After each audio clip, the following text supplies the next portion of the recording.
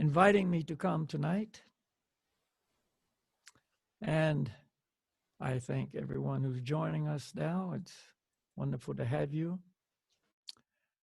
First, I would like to offer my respects to my spiritual masters, Siddha Sarupananda Paramahamsa and Srila Bhaktivedanta Swami. There's so many things to say about yoga.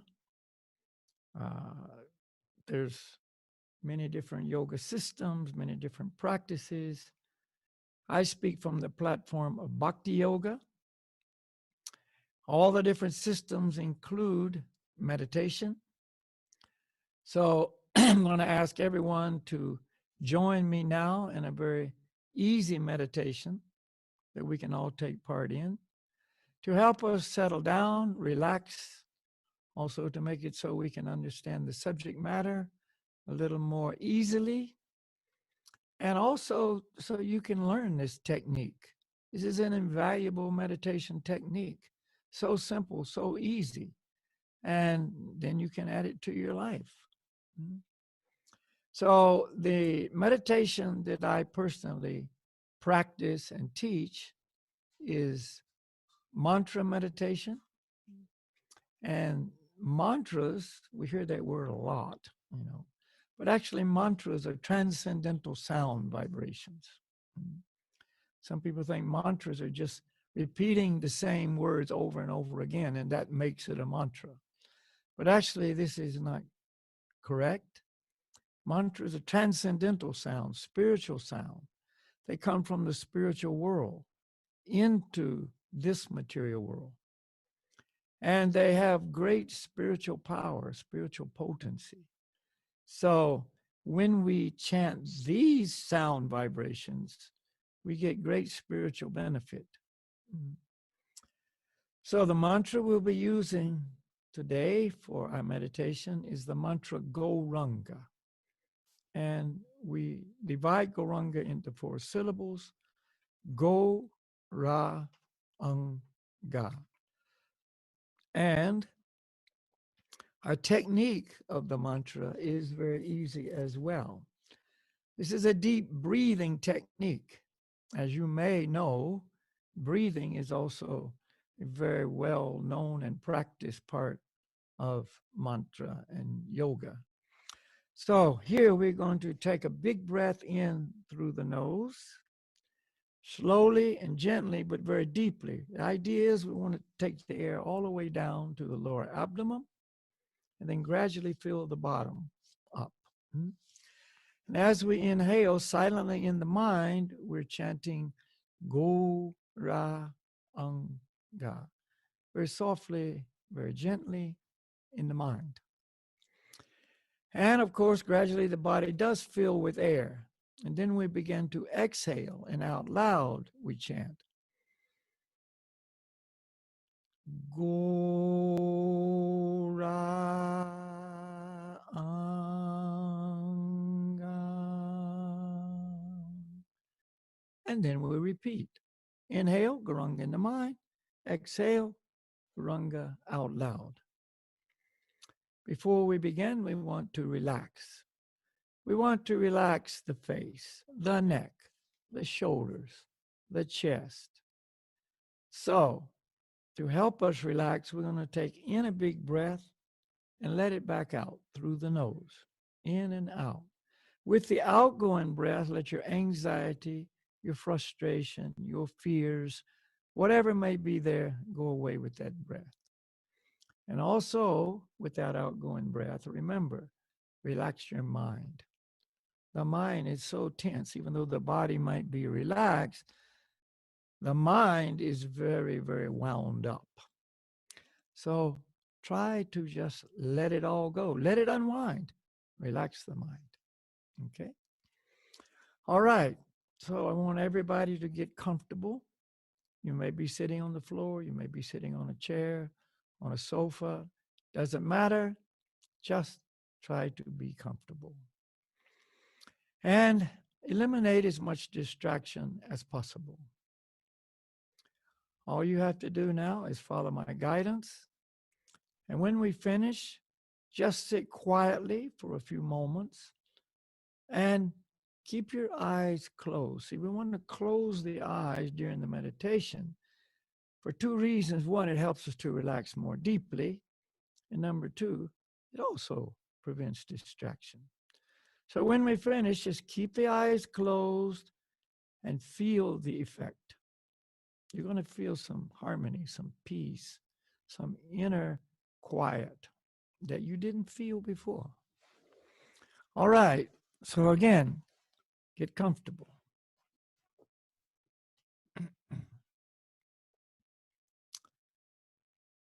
Everybody take a big breath, let it out, and relax.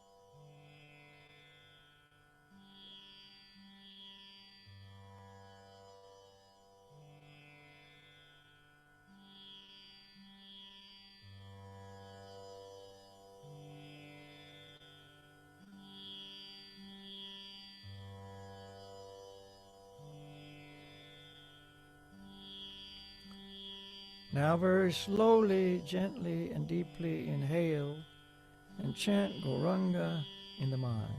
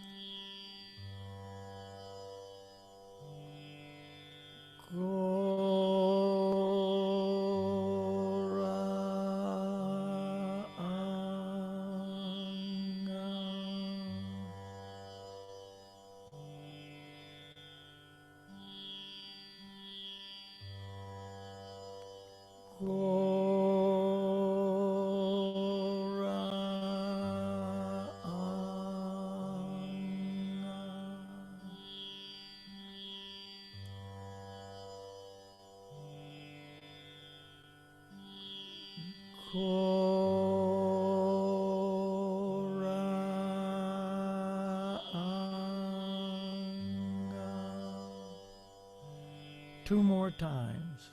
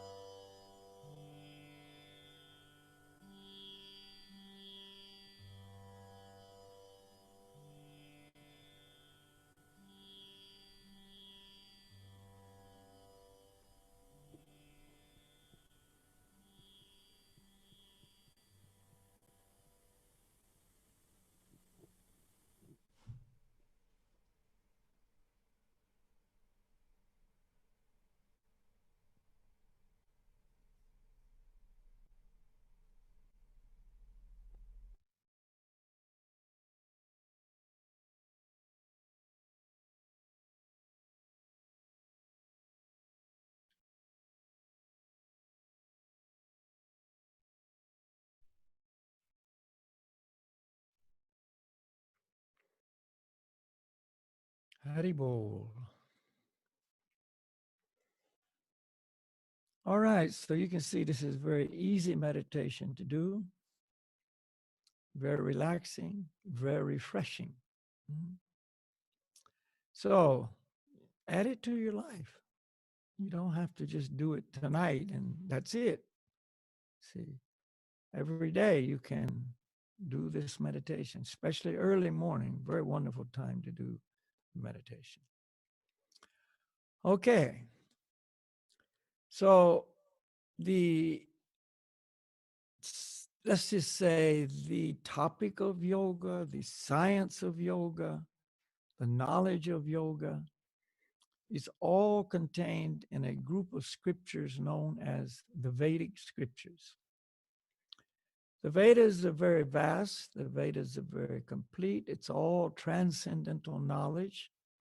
It was actually written down 5,000 years ago by a literary incarnation of the Supreme Lord, Srila Vyasadeva.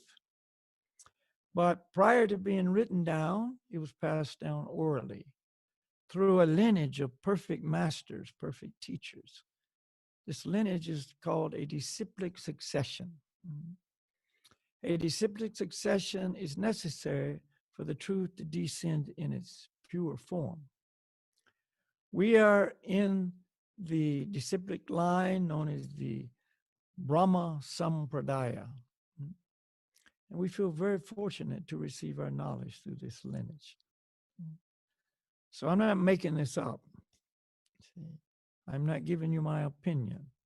I'm just passing on this eternal science.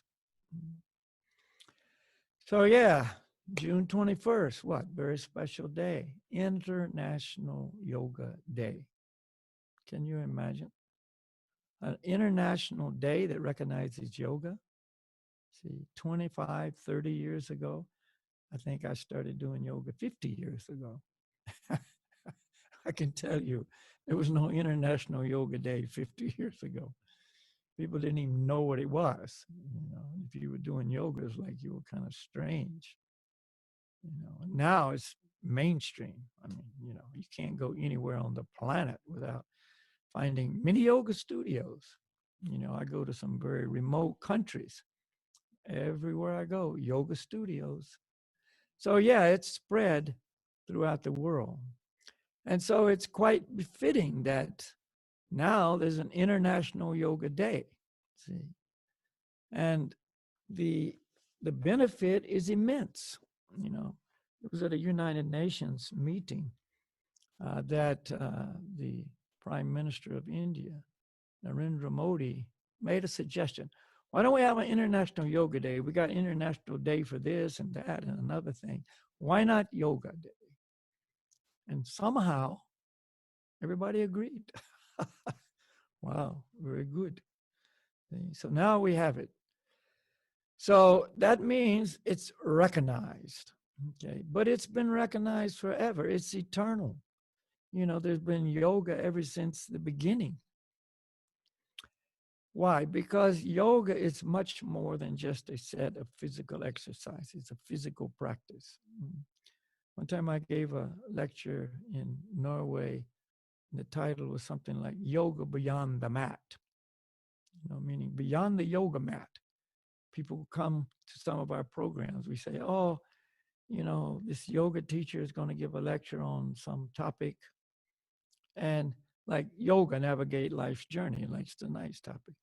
And people come to a public lecture with their yoga mats. Oh, well, when's the yoga? And it's in an auditorium with seats. Is there no place to do yoga? See, because when they hear the word yoga, immediately they think, uh-oh, got to get my mat and go. But what we're doing is presenting the philosophy of yoga. You see, different yoga systems, But the highest of all the systems of yoga, as declared by the yoga teachings themselves, is Bhakti Yoga. And so that's the platform that I speak from. The main scripture we study in the Bhakti Yoga process is the Bhagavad-Gita. Some of you have surely heard of Bhagavad-Gita. We only recommend the edition by my spiritual master, Bhaktivedanta Swami, as the Bhagavad-Gita as it is. This is the only one that I can say is truly authentic, no opinions, nothing added, nothing taken away, truly the highest level of understanding in Bhagavad-Gita as it is. So if you're interested in yoga, this is the textbook. This is the book that will take you from the beginning to the end of the journey through life. So in this Bhagavad-Gita, in the second chapter, first chapter is basically setting the scene. This is a conversation between the Supreme Lord Krishna and his very dear friend and disciple, Arjuna. And the first chapter, as I say, is just kind of setting the scene. Second chapter is where the real instructions of yoga begin. And it begins with explaining very clearly who we are. See, we're confused about this subject. We don't really know who we are. I mean, most people think they know who they are, and now more people are admitting, I don't even know who I am. I don't know if I'm this or I'm that. I'm supposed to be this, but it's like we're so confused now just about identity. But this confusion now that I just referred to is on the surface level, see. But beyond that is our true identity. See, we're struggling with the identity of our bodies. See, is it this? Is it that? Is it another thing? What is the color? What is the race? What is the gender? What is the family affiliation? All this. But actually, like I say, this is just the beginning. We just tack many labels on the body. And according to the compilation of labels, we have our identity, And we prove it with our documents. Oh, here's my passport. See, I travel many different countries. Every country I come to, I take out this little book and show it to the immigration officer, and he looks at it. He looks at me. Oh, that's my picture. You know, da da da. Okay, give me my stamp, and I'm good to go. That's not who I am. That's the clothes I'm wearing right now. You see, our physical bodies are the external clothes we have on. They may be male or female. They may be old or young, big or little. See, whatever they are. And then we learn from our yoga science, we have a second layer of clothes. It's called the mental body. The psychic body in the yoga teachings is referred to as the astral body. See, I'm sure, again, many of you that are watching tonight are, involved in yoga, and you certainly heard of the astral body. So really we have our two bodies, the physical body and the mental body. And like I say, it's like clothes. You got an outer layer of clothes, you got an under layer of clothes. See? But still, the question remains, okay, if this is not me, see, then who am I? So in this science of yoga, we learned that we are in a different category of energy. There's two energies that comprise everything. So that means everything is energy. There's material energy and there's spiritual energy. The material world is basically composed of material energy. But we are in a different category of energy. See, we're tiny little sparks of spiritual energy. So in the material world, we have this vast amount of material energy that is interspersed with little spiritual sparks. And that's the life of the material world. We learn about material energy. One thing we know for sure, it's temporary. It comes and it goes. That's why we don't even want to talk about the coming and going of the body, see. But it's a fact, isn't it? The body comes and the body goes. But we learned that spirit is eternal, see. Material energy, temporary. Spiritual energy, eternal. Eternal is a foreign concept to us. See, we know the word, but really the experience of that is beyond our knowing at this moment. See, eternity means no beginning and no end. So that's us, eternal. No beginning and no end. We also learn that material energy is non-living. And again, that's easy to see. See, I'm sitting here in front of this microphone, but I also understand there's no life in this microphone. See? But we learned that spirit is life itself. See, there's no such thing as live matter. There's no such thing as dead spirit. We are eternally living beings. As long as we're present in the body is called alive. But actually, it's not true. The body's dead. And that becomes very obvious at the time of death. At the time of death, we leave the body. That's what death is. Death is the moment when we leave our bodies. And the body takes on a whole nother nature, doesn't it? Can't even sit in a chair. Falls on the floor. The luster that were there, boom, is gone. You see, there's no functions being carried out because the life is now absent. The body's there. All the components are still there. The brain is there. All the organs are there. The blood is there. Everything is still there. But one missing element, life. See, because the spirit soul has left. So, this is our true identity. We are spirit souls, temporarily in a material body. So that's our true identity, spirit soul. Mm. And we're part and parcel of the Supreme Soul. You see, we don't become someone else. We don't cease to exist. You see, for some people, this reality is quite depressing. What? I'll always be me? Gee, I thought it was going to be over soon. More and more people have this hope it's going to be over soon. This is not a good thing. See, it shows a very, very great failure in our life's journey. See, we haven't been successful in the journey of life. And that's very unfortunate. But through the science of yoga, we can become successful. No matter how much of a failure we may be at the moment, we can begin the journey to ultimate success in our existence. We are eternally ourselves. Our existence is us, and we can become absolutely successful in that. But we need to know how to navigate this journey.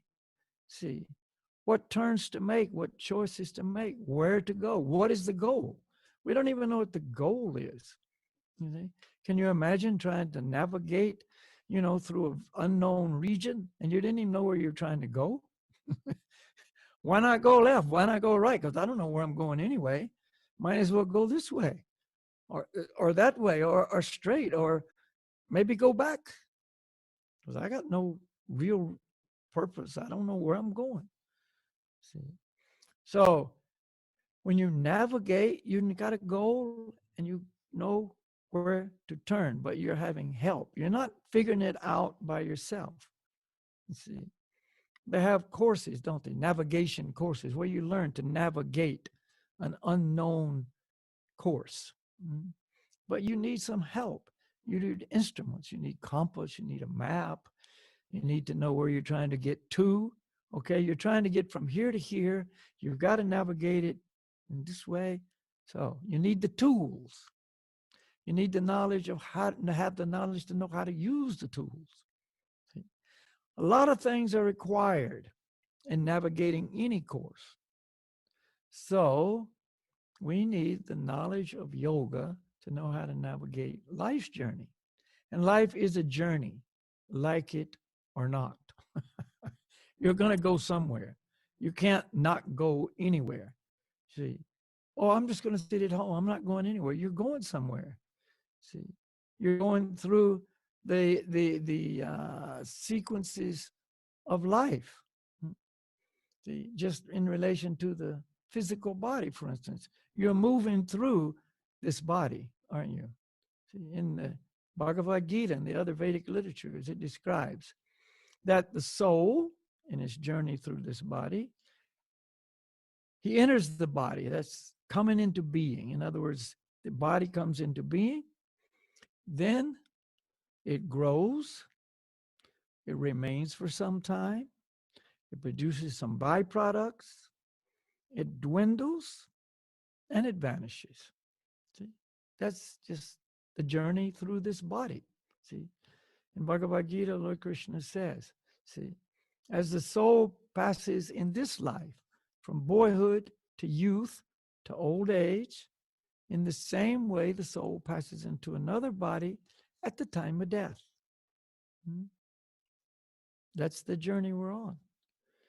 But he also says a self-realized soul is not bewildered by such a change. If you're self-realized, you know your true identity. I'm eternal spirit soul. I'm not these material bodies. This is my temporary vehicle. I'm temporarily residing in this vehicle, this car, this machine. Krishna describes it in Bhagavad Gita as the soul is in the body like he's sitting on a machine. See, that's all the body is. It's just a machine, And he says, Krishna says, I'm directing the wanderings of this soul since time rememberable. See, Krishna will help us navigate the journey of life. See, when I refer to Krishna, because I'm speaking from Bhagavad Gita, this is the Supreme Person. This is Bhagavan, the actual nomenclature that describes the Supreme Personality from which all other personalities come. is Bhagavan. So the nomenclature that describes Bhagavan on the highest level is Krishna, means the all-attractive person. He would have to be like that. If Supreme Lord is number one in all categories, see, that would make the Supreme Person the most attractive. So that's Krishna. Krishna means the all-attractive, the most attractive. That's his name. So anyway, when you read Bhagavad-Gita, and I hope you all do, you will now have a little understanding of Krishna. This is the Hindu God. Is this some, cult God? No, this is the name of the supreme number one of all number ones, the cause of all causes, the summum bonum. See, this is the Adi Purusha. Adi means first, Purusha, person. See, why am I a person? Because I came from the original person. Why are you a person? Same story. You came from the original person too. So, obviously, the Supreme is the perfect navigator. See, he guides us. He tells us who we are. We don't even know. He tells us who we are. See, he tells us where we're trying to go. Where are we trying to go? We're trying to go to that existence of life where I'm truly happy and truly satisfied. Is that not where we're all trying to go? Yes, of course we are. We're all trying to go to that moment of existence where we're trying to be truly happy and truly satisfied. They got drugs today. They give you such an amazing high that you feel you have reached that moment of happiness and satisfaction. But it's only for a moment. You see, there was a young rising rapper star. This is a few years back now. He was named Little Peep. That was his name. And as I say, he was becoming quite famous. And so he was doing big time shows, and he was at a show in Las Vegas, Nevada, USA, of course. And this is big time. I mean, to get invited to do a show in one of those big casinos in Las Vegas, that's not small potatoes, as they say. So anyway, he was there, but before the show, he went out to his limousine. So he's big enough now, guy, that he's got his limousine. He goes out to his limousine, and he's doing some very, very strong drug. And he overdosed and died. He never did the show. And he made the statement before that he was so depressed and so unhappy that these little moments of euphoria that he got from his drugs was worth it. And he knew, because of this particular drug he was using, that it could kill him, and it did. You see. So, but the point is still the same. We're all on this journey to find that existence which is fully making me happy and satisfied. That's the journey of life for everybody. But obviously, we don't know how to navigate that journey. Okay, so that's the goal. But we don't even know how to achieve it. We don't even know what real happiness is. We think real happiness, I'll be fully satisfied if I get all these material things, if I arrange my material situation like this and like that. See? But Little Peep understood I've already done that. He was 19 years old. You see, he'd done that. He'd made the big time in his world, you see, and he was miserable, so miserable that he was willing to die to find a brief moment of relief. See, we're not talking about moments of relief. We're talking about an eternal existence of satisfaction and happiness. You see, that's what we're all looking for. So we need to know how to achieve it. And the yoga system is a system that makes it so we can do that. It makes it so we can be successful. Where does the yoga system come from? Supreme Lord. The yoga system wasn't created by some mystics in the Himalayas. It wasn't created by some pretzel in India somewhere.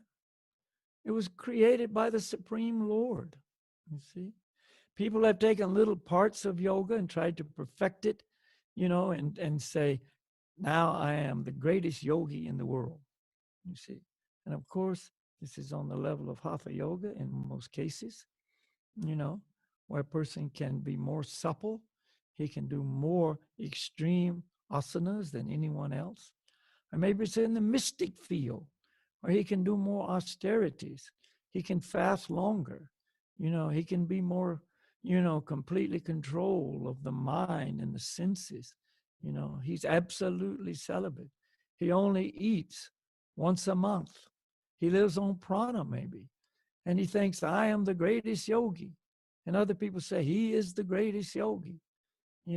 But this is not the real meaning of yoga. You see, you can take any little part of yoga and try to become the best in that little part. But that's not the best, because yoga really means union. This is the meaning of the word yoga. And it's specifically referring to union between the individual soul, we're known as the Atma, the individual Atma. Supreme Lord is the Paramatma. So it's union between the Atma and the Paramatma, the individual soul and the Supreme Soul. But the union is not the union that many of the great yogis indicated is. They say that perfection of yoga is union where the individual soul merges into the supreme ocean of spirit. They don't even see the supreme being a personality. They say the supreme is an ocean of spiritual energy. All spirit gives off an effulgence. Spirit is light, It's a living light. There's even some songs like that, a living light. That's why when the soul is in the body gives off a radiance. They call it an aura. See, if you've ever been present when a soul leaves a body, it could have been a human body, could have been an animal body, it doesn't matter, it's the same. The radiance of that body, which was there one moment, the next moment is gone. There's no radiance there because the spark left. So, this spiritual ocean in the spiritual sky is obviously effulgent. It is known as the Brahman effulgence, the spiritual effulgence. So it is possible through one of the yoga systems, Ashtanga yoga, that one can actually merge into this ocean of light. The spirit spark merges into the ocean of light, see? But it still remains a spiritual spark. This is not the goal. It doesn't make the soul ultimately happy, see? It gives relief from all the material difficulties. It's negation of the negative on the complete level. If you don't have a physical body, there's no issues from the body, right? No problems from the body. We've all got our physical bodies on right now. And we'll have to admit, they give us problems.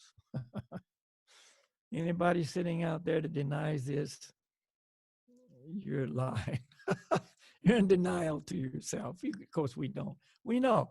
You can take the idea. If you got teeth, they're going to give you problems. Anyway, the bodies give us many problems. The physical body, the mental problem, even more so. See, people are just being killed by the mental body. Literally speaking, it drives them completely suicide, and that's on the increase now. See, that mental body gives us so much turmoil, so much disturbance, So, can you imagine if you had no body, physical or mental? You've eliminated huge problems, you see. And this world gives us many, many problems, you see. The heat and the cold and the turmoils and the, all the things that we deal with in the material world, just in general, gone. There's no material world, no material energy, you see. And even our individuality gives us problems. As an individual, we're always worried about ourself. Oh, how do I look? What am I doing? That's all bodily identification, but it's still the same idea. I'm worried about myself. I'm so self-centered. I want to be happy. I'm not happy. I want this. It's the self, I don't have this. I don't have that. I don't have the relationships I want, and on it goes. See, if I don't have a self, I don't have to worry about any of that stuff. You see, that's why this philosophy of merging into the Brahman effulgence and losing our individual identity is so attractive. I'm no longer me. I'm just in this ocean of oneness. You see? But again, it's not a reality because I'm eternally an individual spirit soul. I can lose my consciousness of my identity. I can lose my consciousness of my individuality and merge into this ocean temporarily. But again, it's temporary because I, the spirit soul, need activity. I need love. There's none of that available there. So my needs are still the same. I'm not truly happy. I'm not truly satisfied. So from this merged condition, the soul comes back into the material world again, takes on a material body, and here I am. So let's start again. See, it's under the illusion I'm the body, and I'm going to find happiness here and there and struggling and whatever. In other words, I haven't successfully navigated life's journey, even when I merge into Brahman, which for all these mystics and all these yogi masters today say, this is it. This is the ultimate. See, but it's not. See, I haven't completely been successful. So I must come to a true yoga master who knows all the things that are below perfection, all the different levels of spiritual achievement that can be there. See, I can achieve this and that and so on. But he knows I have to go beyond all the lower levels to the perfect level of understanding. So we start again with understanding I'm spirit soul. I'm not the material body, okay? Grade 1, first grade. Then we learn that I'm a part and parcel of the Supreme Soul. See, next level of understanding. I'm spirit soul, but I'm part and parcel of the Supreme Soul. There is a Supreme Soul from which we all come. This is what I must learn. See, I didn't just come into being from nowhere. See, for the soul, there is the Supreme Soul that gives the rise, the origin, the beginning of our existence. So we're all parts and parcels of the Supreme Soul. In material terminology, we'll call it children. You see, we all came from a biological father. So on the spiritual level, on our eternal identity, we all come from the Supreme Father, Bhagavan, remember? Okay, so that's the next step of understanding. And then what is my relationship? In other words, what is my position in relation to Bhagavan, the Supreme? That is to render loving service to the Supreme. See? Now, this is going beyond merging into Brahman, this impersonal conception of yoga. Because if you're merged in Brahman, you don't even know you exist as an individual. There's no ability of the concept of service. See? It doesn't exist. There's no place for that concept. See? If you're unconscious, let's just say, material example, you get a severe blow to the head and it knocks you unconscious. Immediately, you've lost awareness of who you are. You don't know who your wife is or your children are. You don't know what your job is. You don't know where you live. You don't know all those things that were so much a part of you before you got knocked unconscious. You don't know any of that stuff. You're unconscious, you see. So it's the same way when you merge into this Brahman effulgence, you enter into this spiritual unconsciousness, you see. So therefore, you don't even know there's a supreme person. You don't know there's any level of relationship based on love and service. None of this exists, see. But this is the eternal function of the soul, to render loving service to the Supreme Lord, see. So you miss that. This is the point. It doesn't take you to that level of life that gives you complete happiness and complete satisfaction. So we need a true bhakti yoga master to enlighten us to all these truths and to prevent us from being sidetracked and going to another destination, you see. Then we will not successfully navigate life's journey. Life's journey is eternal.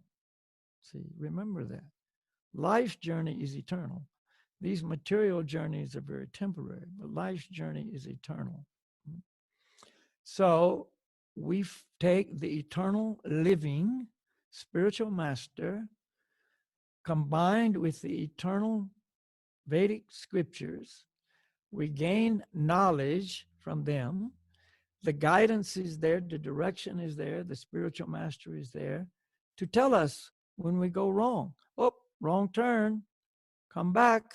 See, you were supposed to go to left, you went right. You didn't read the map, see, or you read the map incorrectly. Let me help you. And then you come back and you go further and further. You're guided very, very perfectly through scripture, through the spiritual master. And if you're very sincere on the journey, you will also get confirmation from the Lord in the heart. There's an expansion of Bhagavan in the heart of everyone. The Paramatma expansion in the heart is also confirming, yes, this is right, this is true, this is good. Yes, keep going, encouraging us, inspiring us, you see. Don't give up, keep going. And gradually you begin to experience more and more real life. Not real material life, where you're getting more and more material success, see? No, real spiritual life. You, the spirit soul, are beginning to experience real life. You know, it's kind of a popular saying nowadays in many places. You know, when somebody's hassling somebody, they're causing them trouble, disturbance one way or another, you know, and their response to their hassle is, hey man, get a life. You know, like, leave me alone. Get a life. You're not happy, you're bothering me. Why don't you get a life of your own? See, leave me alone. So in the truest sense, when you're making this journey through life with the proper guidance, you're navigating it successfully, you're experiencing life. You're getting a life. That means you're happy, you're satisfied, more and more and more. And the things that used to be so important are not that important anymore. You know, if this happens, good. If it doesn't happen, that's okay too. You know, if things are going well, great. If things are not going well, that's all right. Because that's not what you're dependent on. You're no longer dependent on that. Now you're in another world of life. Your life is completely on another level. This is yoga. Yoga, union between the individual soul and the supreme soul. And that union is based on a freedom of will to choose to be in harmony with the Supreme Lord's will, to cooperate with the Supreme Lord's will, to find your happiness in pleasing the Supreme Lord. See, you know what the Supreme Lord's will is, because again, that information is given in the Vedic Scriptures. The spiritual master who has that perfect relationship with the Supreme Lord is telling us what will please the Supreme Lord. And again, it's confirmed in the heart. See? So it's not guesswork. I'm not making it up. I'm not saying, oh, well, this will be pleasing. Oh, that will be pleasing. No, that's just my opinion, my idea. That's not how we build relationships. We want to build relationships based on fact, based on knowledge, based on truth. You see, we have all that guidance in the bhakti system. And gradually, you're experiencing more and more. These truths are really true for me. Experiencing it. First, we accept it as true. This is very important. We accept it as true. There must be acceptance before reality. You know, I accept I'm spirit soul. But gradually, through the practice, I realize I'm spirit soul. That's completely different. One is theory, one's experience. So first, we come to a level of accepting these truths and applying them to our life with full faith and conviction. And gradually, through that, it becomes a reality. This is why it's called a science. A science is when you repeat a certain set of experiments or functions or whatever that produces a certain result. So first you're doing this and this and this because, you know, in the science it says if you combine this with this and this and this, then the result will be this. So at first you're doing that, and then you begin to experience the result more and more. It's a science. And the scientist that created all of this is the Supreme Person. This is an exact science. It's not a speculative science. It's not a hit and miss science. See, it's not an experimental science. It's an exact science. It's been handed down since time immemorable through perfect scientists. These spiritual masters are the scientists of the soul. They're the absolute perfect scientists. See? And they know it will work. You know, in Bhagavad-Gita, the Supreme Lord Krishna says that in the past, many, many sages have traversed this path and achieved ultimate success. Many sages in the past have traversed this path. See? And so, therefore, every one of us can traverse the same path and achieve the same success. See? This is life's journey. And it's a journey that's an amazing journey. You know, when things are going good in our life and we're discovering new things and you know, learning new things, we sometimes may say, wow, this is an amazing journey. You know, of course, most people nowadays are seeing it so the opposite of that. They say, man, this is a very, very difficult journey. You see? But there are some times when we just have some turns of good karma, so to speak, good lucks, things are happening, you know, and everything is going well. And we say, wow, it's an amazing journey. Well, it can be a really amazing journey. And remember, life is a journey, like it or not. See, all the people who are trying to eliminate their life, you know, because it's such a bummer journey. See, it's such a disappointing journey, a struggling journey, you know, a torturous journey for many people, you see. They're trying to stop the journey by committing suicide. Cannot stop the journey. We're eternal spirit souls. All they do is just destroy the body. And then they've made more complications as they continue with their journey, with now a greater burden on their shoulders. You see, this is due to ignorance. We need this Vedic knowledge. We need this absolute truth. We need this spiritual master guidance in our life. You see, to know what we're doing. We can't wing it. You know, many people just like to wing it. Oh, I'm just winging it. I'll just, you know, deal with it as it comes up. It doesn't work in spiritual life like that. You see, we've been winging it for unlimited numbers of lifetimes, millions, trillions, unlimited number of lifetimes. And here we are still winging it. Bad idea. So real yoga is far more than just the mat. Mm. Can you stand on your head? Ruben can. Very good. You see. But there's much more to it than that. You see, it's all the science of the soul. We need to learn this science. We need to be interested in the science to learn it. We need to learn from the great scientists. We need to have the great scientific textbook. See, the Vedic knowledge, as I mentioned already, Bhagavad-Gita is amazing. You see, you study that, and you will know things you would never know otherwise. Mm. Lord Krishna even described this imperishable science. He describes it like that.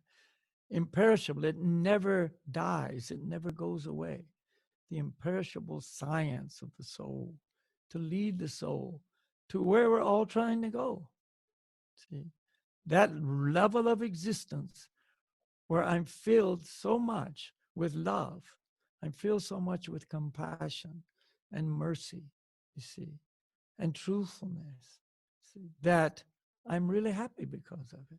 See, I have that relationship with the Supreme Soul. My life's mission is to please the Supreme Soul. And I'm learning more and more as I go on the journey how to do that. And then I experience the Lord's pleasure in my own life. This is yoga. This is yoga on the highest level. It doesn't matter what kind of clothes you wear. It doesn't matter how old you are. It doesn't matter what your racial background is, your cultural background is, your educational background is. See, doesn't matter what gender you are. It doesn't matter anything. It doesn't matter what your previous karma is. Nothing. All that matters is for you to desire to have this, and you will have it. See, you will be assisted along the way, every step of the way, by the Lord in the heart. He will arrange it so you will get all the assistance you need. It is said in our Vedic scriptures, you take one step toward God, he takes 100 steps toward you. See, you take one little step, he takes 100. That's how anxious he is for us to be truly happy and truly satisfied. So this is International Yoga Day on the highest level. You see.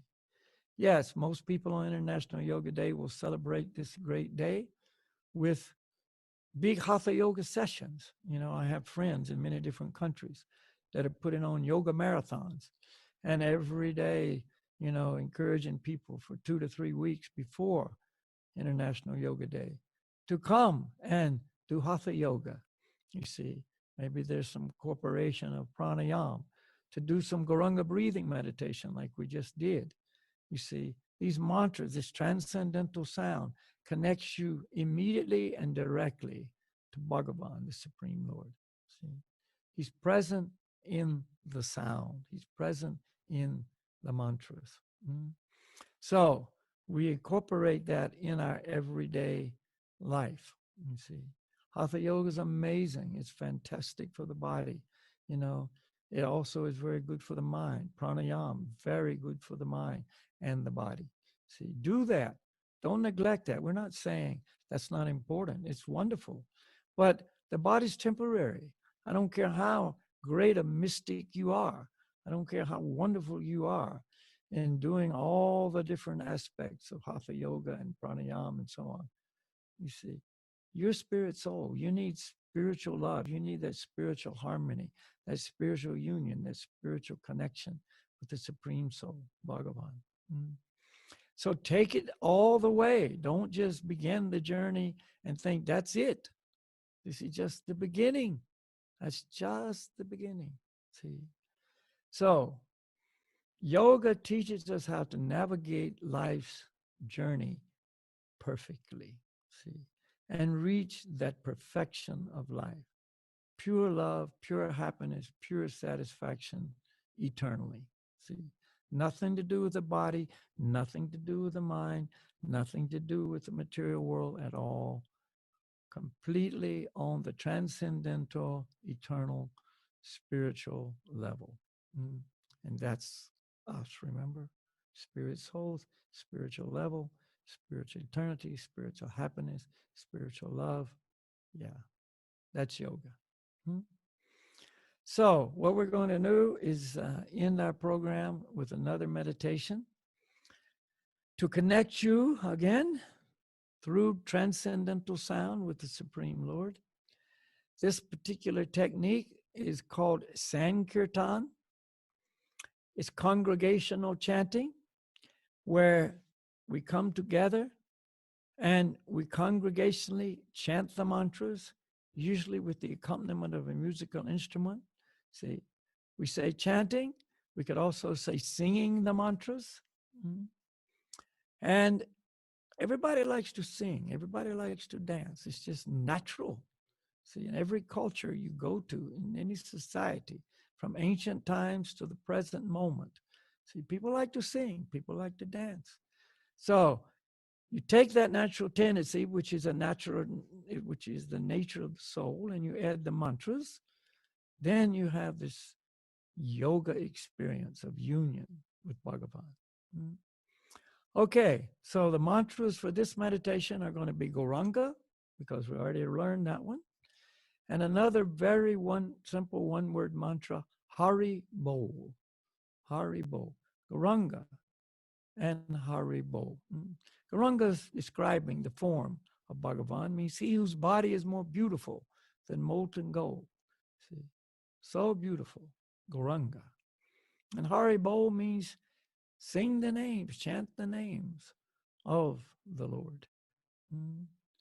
Hari Bol. All right, so I may chant Gauranga, I might chant Hari Bol, I might chant Gauranga, Hari Bol, Gauranga. All you need to do is just listen and repeat. I chant, you listen, and then our Chintamani choir here, we're broadcasting from the Chintamani studio. We have our Chintamani singers here. So they will repeat, and then you will sing along with them. So I chant, then you listen, then you chant when the response comes. All right? Again, relax, especially the mind. Forget all these things. You don't have to worry about what I just said. You can think about that after the kirtan. All right.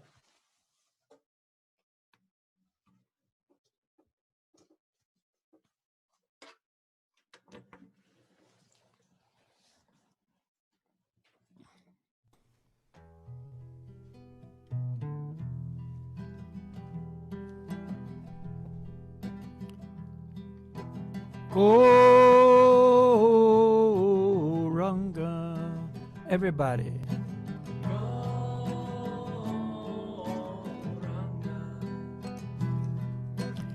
Gauranga.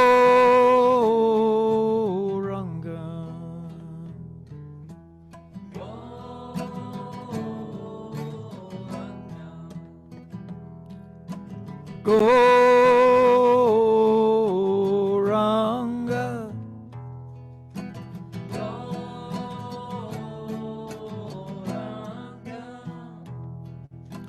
Gauranga. Gauranga.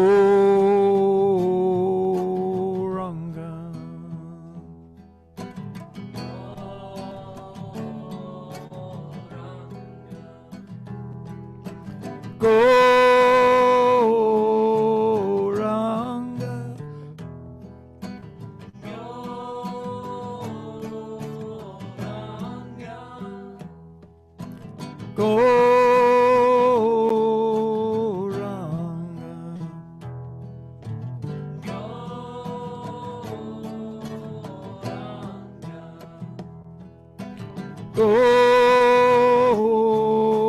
Gauranga.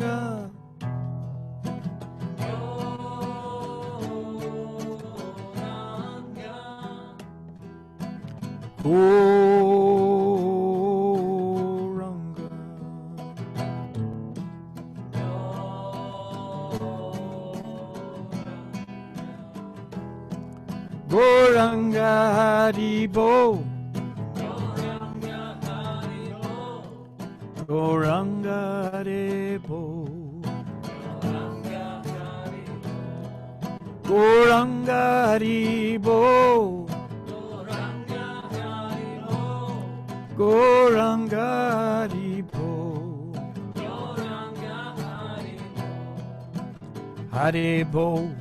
Goranga, Goranga Haribo. Haribo. Goranga, Goranga Haribo. Hey.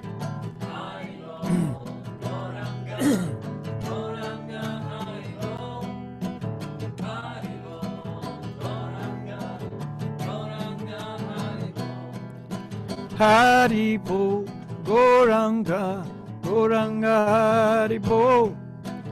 Haribo, Goranga, Goranga Haribo.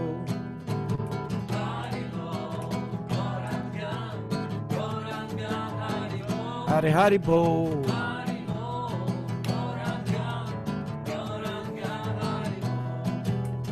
Haribo, Goranga, Goranga Haribo. Haribo, Goranga, Goranga Haribo.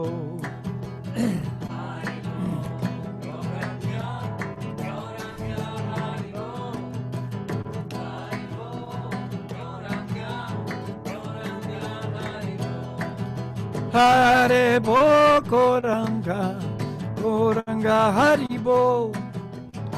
Haribo, Goranga, Goranga Haribo.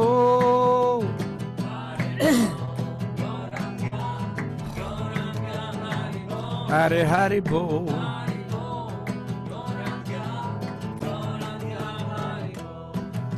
Haribo, Goranga, Goranga Haribo. Haribo, Goranga, Goranga Haribo.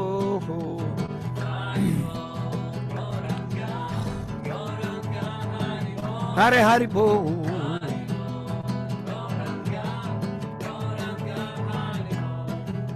Haribo, Goranga, Goranga Haribo. Haribo, Goranga, Goranga Haribo.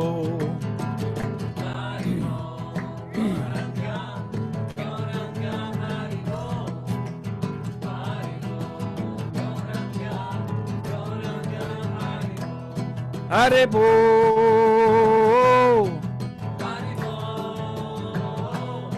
Haribo.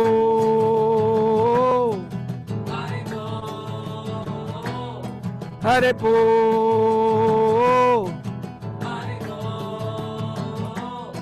Haribo.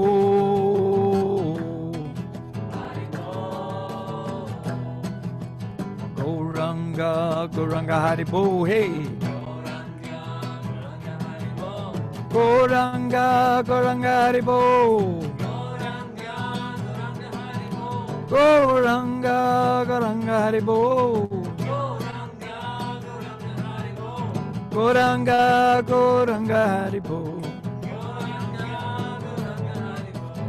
Goranga, Goranga Haribo. Goranga, Goranga Haribo. Goranga, Goranga Haribo. Goranga, Goranga Haribo. Goranga.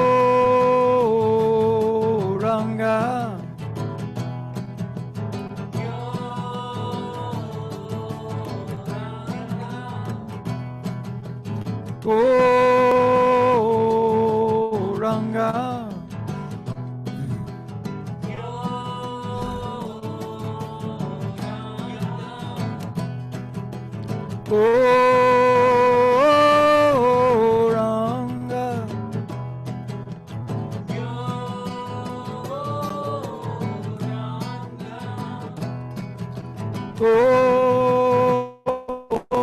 Goranga.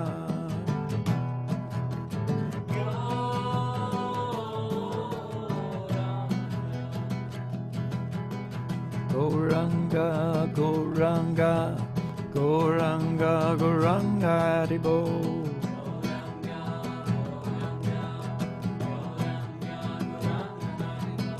Gauranga Gauranga Gauranga Gauranga Haribo.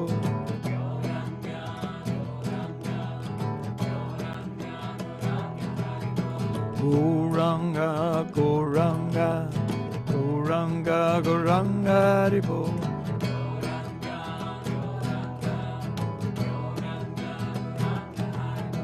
Gauranga Gauranga Gauranga Gauranga Haribo.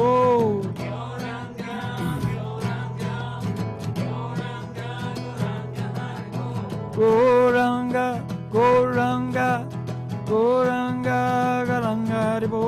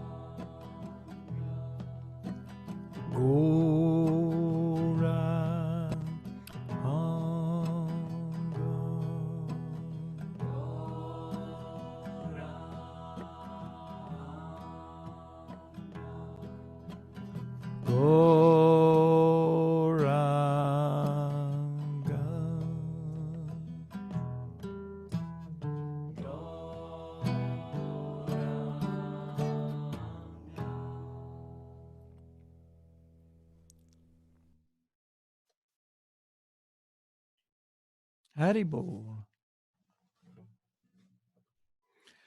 Okay, so that is Sankirtan.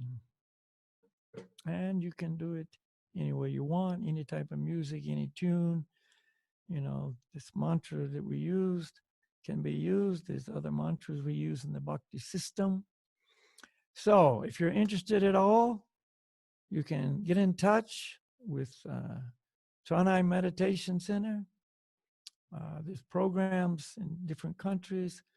So all that information is available for those who want it. So remember International Yoga Day. You know, when you celebrate this year, next year, and ongoing years, remember the real meaning of yoga. And in between the Yoga Day celebrations, you can begin to more and more make your lifestyle a yoga lifestyle. And you will be greatly benefited and able to truly navigate life's journey successfully.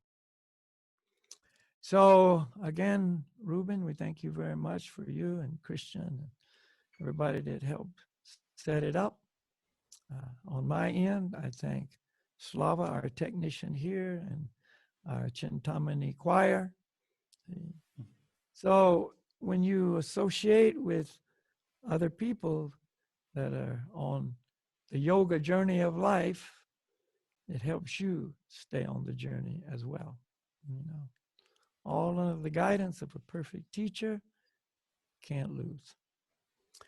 So I wish you all the best for this yoga day and every yoga day.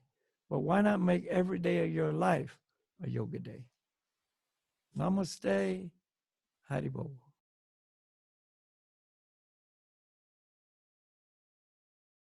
You know, the Ganges River, I'm sure, you know, most people have heard of Mother Ganga, you know, the sacred river that, you know, basically purifies all of India as it runs through. And people go there and bathe, and the water is truly spiritual, and it does, remove karma, and people go there and bathe regularly. And anyway, there's a saying: if you're walking on the bank of the Ganges, whether somebody comes and pushes you in, you slip and fall in, or you voluntarily go down and take a bath, you still get a bath in the Ganges.